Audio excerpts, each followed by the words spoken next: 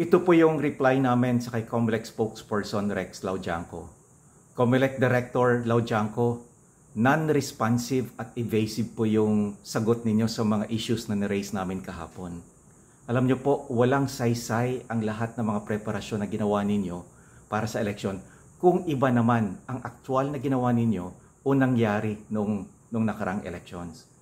Ang gusto lang po namin malaman ay, una, totoo po bang hindi ninyo diretsong pinadala ang mga election returns galing sa presinto, sa counting machines, papunta doon sa PPCRV, sa NAMPREL, sa media, at sa two dominant political parties.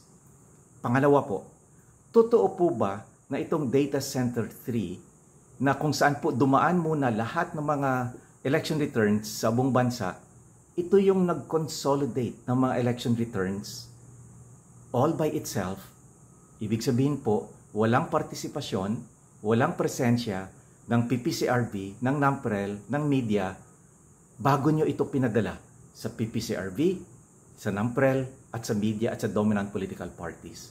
At pangatlo po, totoo po ba na nung na-discover ng mga media yung vote discrepancy ng mga around 5 million votes, yung itong Data Center 3, yung COMELEC lang po mismo, all by itself, ang naglinis at nagtanggal noong sa mga vote discrepancy.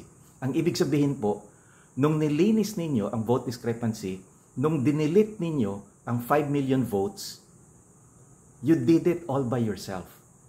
Without the presence, without the participation ng PPCRV, ng NAMPREL at ng media. Yun lang po ang gusto naming malaman. Kasi ito po ang lumalabas sa napansin namin sa mga news reports. Gusto lang po namin malaman ang katotohanan. Sana po, COMELEC Director Laudianco, diretsahan lang po, tapatan, wag na po paikot-ikot na sagot. Yun lang po ang kailangan namin at ng taong bayan. Maraming salamat po.